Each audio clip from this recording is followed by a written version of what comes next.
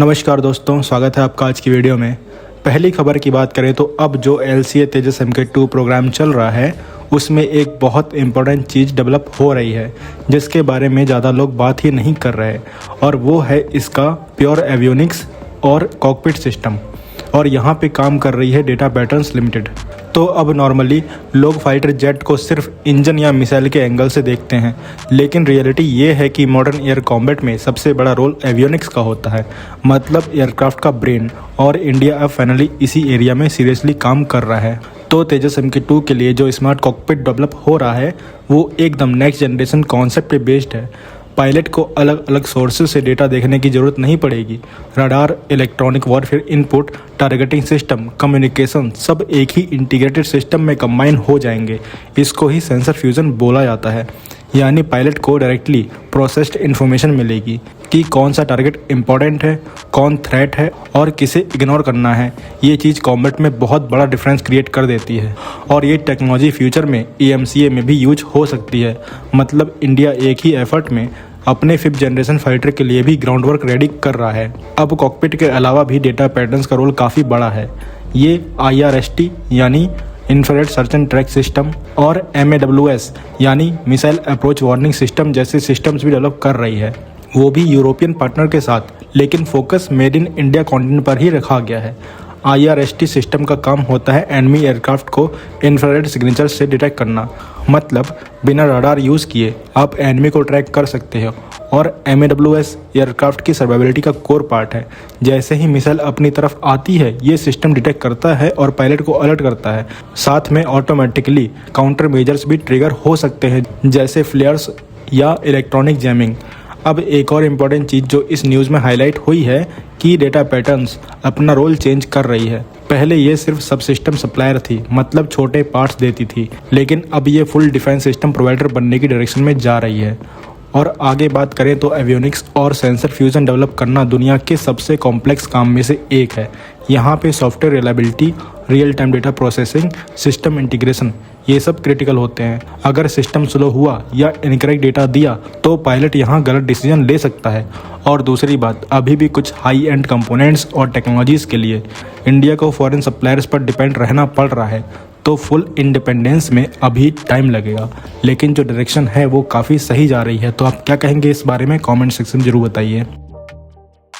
अगली खबर की बात करें तो DRDO अब शौर्य मिसाइल का अपग्रेडेड वर्जन टेस्ट करने जा रही है, जिसे शौर्य NG बोला जा रहा है। और ये अपग्रेड काफ़ी सीरियस लेवल का है। तो शौर्य ऑलरेडी एक हाइपरसोनिक मिसाइल है। मैक 7 के आसपास स्पीड पर ट्रेवल करती है और 700 से 1000 किलोमीटर के बीच में स्ट्राइक कर सकती है। लेकिन इसका रियल स्ट्रेंथ इसकी स्पीड नहीं है, बल्कि इसका ट्राजेक्टरी है। नॉर्मल बैलिस्टिक मिसाइल एक प्रेडिक्टेबल आर्क फॉलो करती है जिसे रडार ट्रैक कर लेता है, लेकिन शौर्य क्वासी बैलिस्टिक पाथ यूज़ करती है। मतलब ये बीच में अपनी डायरेक्शन चेंज कर सकती है। इसी वजह से इंटरसेप्शन मुश्किल हो जाता है।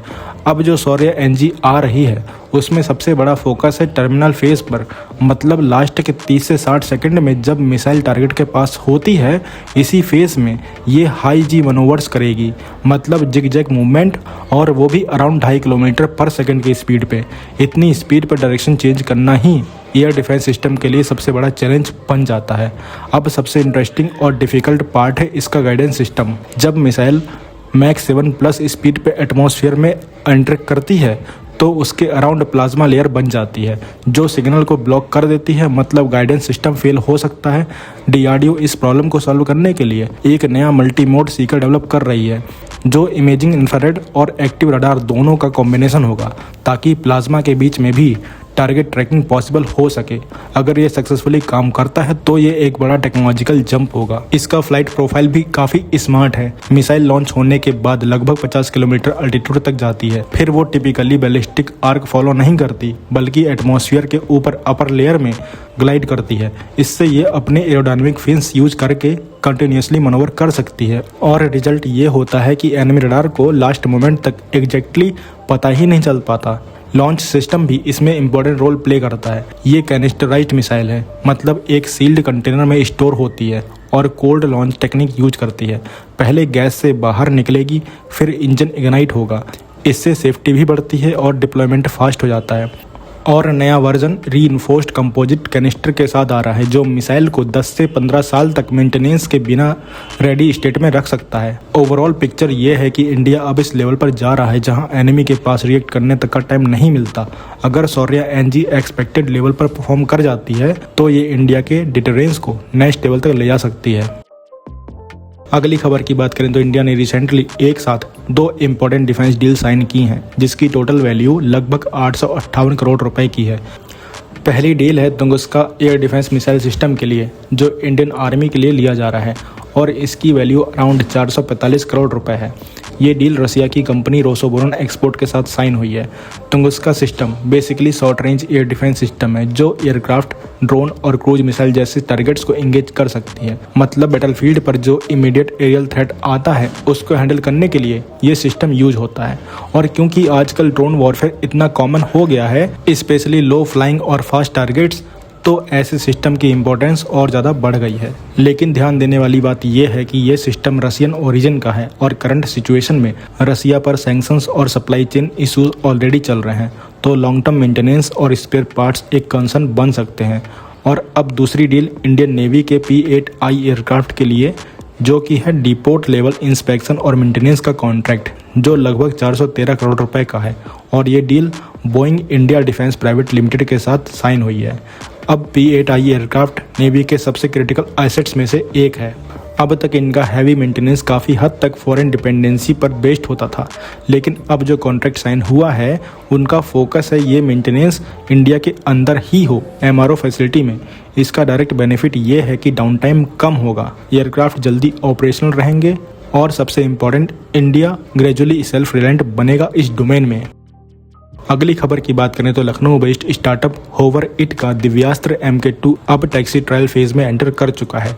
अब ये जो MK2 वेरिएंट है ये पहले वाले लोइटरिंग म्यूनिशन जैसा सिंपल सिस्टम नहीं है, ये एक proper long range strike UAV बन रहा है जो डीप स्ट्राइक मिशन के लिए डिजाइन किया गया है। मतलब आपको एनिमी के पास बेस बनाने की जरूरत नहीं है, अपनी साइड से ही लॉन्च करो और 1500 से 2000 किलोमीटर अंदर तक जाके काम कर सकता है। ये रेंज ही इसको गेम चेंजर बना देती है क्योंकि इतना डीप पेनिट्रेशन बिना रिस्क के पार कर पाना ईजी नहीं होता। इसका एंडोरेंस भी काफ़ी सॉलिड है, 8 से 12 घंटे तक हवा में रह सकता है। मतलब ये सिर्फ एक बार जाके अटैक करके ख़त्म होने वाला सिस्टम नहीं है, बल्कि एरिया में घंटों तक घूम के सर्विलांस करेगा, टारगेट आइडेंटिफाई करेगा और फिर सही मोमेंट पर स्ट्राइक कर देगा। और ये नॉर्मल क्रूज करेगा अराउंड 180 किलोमीटर पर आवर पे ताकि फ्यूल एफिशिएंट रहे और लॉन्ग एंडोरेंस मेंटेन हो। लेकिन जैसे ही अटैक फेज आता है ये स्पीड जंप करता है 300 से 400 किलोमीटर पर आवर तक। अब सबसे इम्पोर्टेंट पार्ट आता है इसका पेलोड। ये 50 से 100 kg तक पेलोड ले आ सकता है जो इस कैटेगरी के ड्रोन्स के लिए काफ़ी हैवी है। और जो इसको फ्यूचर रेडी बनाती है वो है इसका AI बेस्ड स्वार्म इंटेलिजेंस। एक और इंटरेस्टिंग फीचर है इसका GPS डिनाइड एनवायरनमेंट में काम करना और इस सिस्टम में एडवांस नेविगेशन और रेजिलिएंट डेटा लिंक्स यूज किए जा रहे हैं जिससे ये बिना GPS के भी अपना मिशन कंटिन्यू कर सके। यानी range plus endurance plus payload plus swarm capability, ये कॉम्बिनेशन इंडिया को एक low cost but high impact strike option दे सकता है, स्पेशली जब आपको डीप स्ट्राइक करनी हो बिना अपने एयरक्राफ्ट को रिस्क में डाले। लेकिन अभी ये टैक्सी ट्रायल्स फेज में है, मतलब अभी flight trials, weapon integration, reliability testing सब कुछ बाकी है। दूसरी बात, प्राइवेट स्टार्टअप्स के लिए डिफेंस स्टैंडर्ड्स मीट करना और लार्ज स्केल प्रोडक्शन तक पहुंचना इजी नहीं होता। लेकिन अगर ये सक्सेसफुली मैच्योर हो गया तो इंडिया के पास एक ऐसा सिस्टम होगा जो कम कॉस्ट में डीप स्ट्राइक, सर्विलांस और स्वार्म अटैक सब कुछ एक साथ डिलीवर कर सकता है। तो आप क्या कहेंगे इन सब खबरों के बारे में? कमेंट सेक्शन में जरूर बताइए। मिलते हैं नेक्स्ट वीडियो में। Thanks for watching. जय हिंद, जय भारत।